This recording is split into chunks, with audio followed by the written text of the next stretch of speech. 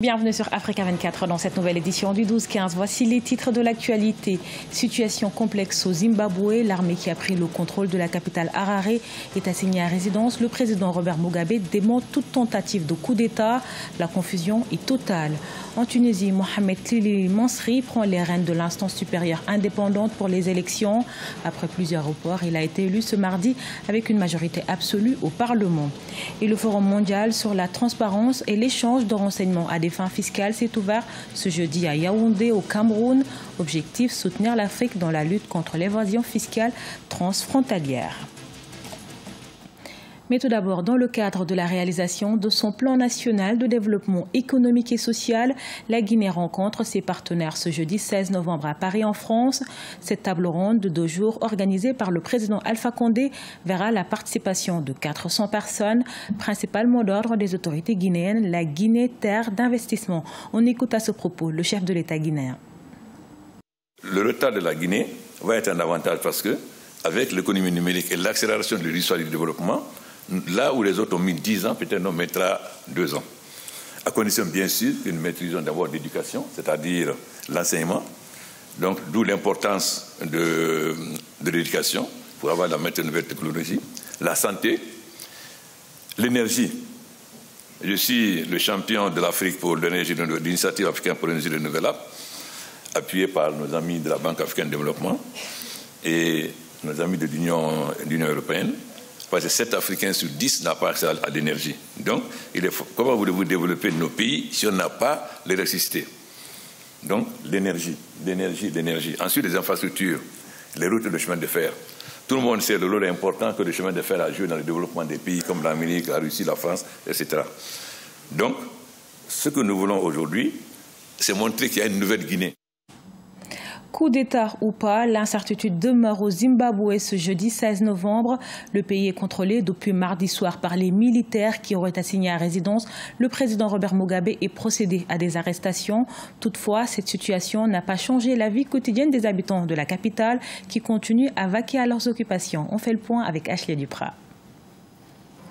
Après le coup de force de l'armée zimbabwéenne, beaucoup d'interrogations restent encore sans réponse. Le mercredi 15 novembre, la capitale Harare s'est réveillée sous le contrôle des militaires qui, après s'être emparés de la télévision nationale, bloquaient non seulement l'accès aux institutions gouvernementales, mais maintenaient également le président Robert Mugabe assigné à résidence. Un militaire ne peut pas oser faire cela. Un chef d'État, le chef d'État est le commandant suprême de l'armée. Cela veut dire que le système ne peut pas faire marche arrière. S'ils font et renversent le président, que par exemple ils vont faire passer le vice-président, ça ne sera pas un coup d'État en soi. Et les militaires vont dire que ce n'est pas un coup d'État, mais que c'est une sorte de correction. C'est parce que le coup d'État veut dire que les militaires l'assument. Or, les militaires zimbabwéens ne veulent pas assumer le coup d'État, être les présidents. Cette démonstration de force de l'armée, jusque-là considérée comme le pilier du régime zimbabwéen, constitue un défi sans précédent au président Robert Mugabe. Pour comprendre cette démonstration, il faut remonter dans le temps. Le 6 novembre 2017, alors qu'il est pressenti depuis longtemps comme le dauphin du président Robert Mugabe, l'ancien vice-président Emmerson Mnangagwa est démis de ses fonctions. Un limogeage qui résulte de la guerre intestine au sein du parti du ZANU-PF pour la succession de l'homme fort d'Harare, au pouvoir depuis 1980. Hasard du calendrier, quelques heures après la prise de la ville par les militaires, Emmerson Mnangagwa a annoncé sur les réseaux sociaux son retour au Zimbabwe, depuis l'Afrique du Sud où il s'était réfugié. Même si rien ne confirme son implication dans cette nouvelle crise, on prête à l'ex-vice-président des relations particulières avec les forces armées. Je crois que les militaires agissent d'abord pour leur propre compte, pour assurer la pérennité des intérêts qui sont les leurs.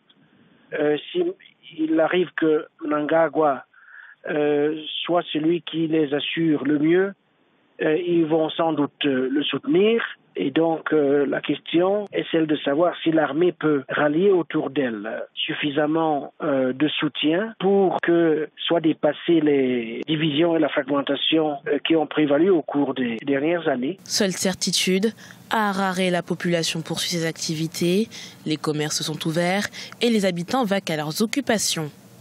Malgré cette impression de normalité, la communauté internationale s'inquiète. De multiples appels au calme ont par ailleurs été lancés, à l'instar de l'Union africaine, qui a condamné ce coup de force, mais a aussi exhorté les militaires à mettre un terme immédiat à leurs actions. En Tunisie, l'instance électorale a enfin son président. Il s'agit de Mohamed Tlilili Mansouri. Après plusieurs reports, il a été élu ce mardi par le Parlement. Créé en 2011, l'ISI est chargé de préparer les premières élections municipales depuis la Révolution. Un scrutin essentiel pour la bonne marche de la démocratie tunisienne. Solange Dubois. Après avoir repoussé 4 fois le scrutin, officiellement faute de quorum, le nouveau président Mohamed Tlilili Mansouri a été élu par les députés mardi 14 novembre avec une majorité absolue. Une élection qui intervient à seulement 4 mois des premières élections municipales depuis la Révolution. Le président nouvellement élu a affirmé à plusieurs reprises, dont après son élection, que l'instance supérieure des élections sera à même de pouvoir assurer ces élections-là. Nous ne demandons que ceci soit faisable. Il vaut mieux reculer un tout petit peu pour mieux sauter, comme cela a été le cas pour le remplacement de l'ancien président démissionnaire de l'instance. Créée après la chute du régime de Ben Ali en 2011, l'instance supérieure indépendante électorale est chargée de préparer la tenue des élections municipales. Un scrutin essentiel à la poursuite du processus démocratique entamé après la Révolution. Mais le 9 mai 2017, l'ancien président de l'ICE, Chafik Sarsar, a présenté sa démission sans donner de précision sur les raisons de son départ. Une abdication surprise qui a entraîné le ralentissement du procédé électoral. Jusqu'à maintenant, ce que nous pouvons garder comme souvenir de son implication, c'est qu'il a été un président de l'instance qui a été au-dessus de la mêlée, au-dessus des considérations d'ordre politique politicienne, en ne visant que l'intérêt général de la Tunisie. Il a eu des relations particulièrement étroites avec toutes les instances régionales, et Dieu sait s'il y en a dans toutes les régions de la Tunisie, pour que femmes et hommes puissent voter correctement dans toute la Tunisie, et il a été un homme qui a mené à bien sa barque. Initialement prévu pour le 17 décembre 2017, puis reporté à la demande de partis politiques, ces élections doivent désormais se tenir le 25 mars 2018. Un grand travail attend donc le nouveau président Mohamed Tlilili Mansouri, notamment celui d'obtenir de nouveau la confiance des partis politiques et de l'opinion publique quant à la capacité de l'instance électorale à organiser des élections loyales et transparentes, selon le secrétaire général du parti Al-Joumri, Issam Chebi. Yaoundé accueille depuis ce 15 novembre la plateforme mondiale de lutte contre l'évasion et les flux financiers illicites, une occasion commune pour les pays africains de lutter contre les fraudes fiscales. Le Cameroun, qui tire près de 80% de ses ressources internes des grandes entreprises multinationales, entend améliorer son dispositif de mobilisation des recettes fiscales. Reportage de notre correspondante Viviane Baoken.